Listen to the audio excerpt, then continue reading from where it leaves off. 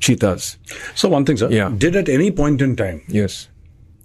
maybe out of a sense of frustration, because you're not used to that scenario, sir. Right. We are used to a certain scenario in India where if the senior officer gives an order, Yes. those orders are followed and there are no exceptions. It is done. Yes. It's like there is no thinking about it. Yes. Because we understand, we have that belief and that faith that he must have thought about it and it's all well thought of. Yes. And what I need to do is do my part well. Right. The question here is, sir, at any point in time, was there a deep desire to go to the boss of the United Nations and say, sir, I'll do the job, give me Indian troops because I can't handle this? Yes. Okay, let me give you an answer to this. I did have a problem.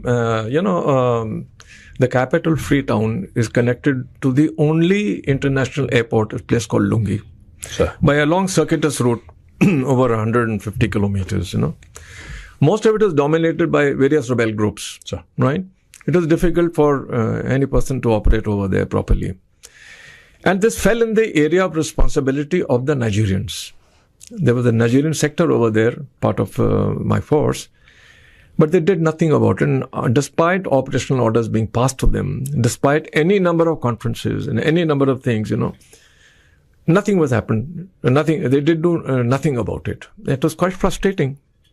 I went to the SRSG, and we are trained well in the Indian Army. I'm a fourth generation officer. Sir. I know how Indian Army and how an army works. So my boss is that civilian. So I go to him and explain to him that this is a problem and that you should intervene. It just so happened that he happened to be a Nigerian also. It just so happened that my deputy was a brigadier from Nigeria. It just so happened that the sector commander of that sector was a Nigerian. It just so happened that 2 battalion Nigerians over there, they just wouldn't move. So despite the fact that operational orders were issued, any number of them, so finally, it's normally not my way of doing things. So I put this up to the Department of Peacekeeping Operations. Oh. And I sent them a 56-page fax. They were good old days, turn of the century, we didn't have modern facilities. So 56 fax went to them and said that this is the problem, a command and control, and you might like to do something about it. Unfortunately, Gaurav, they did nothing.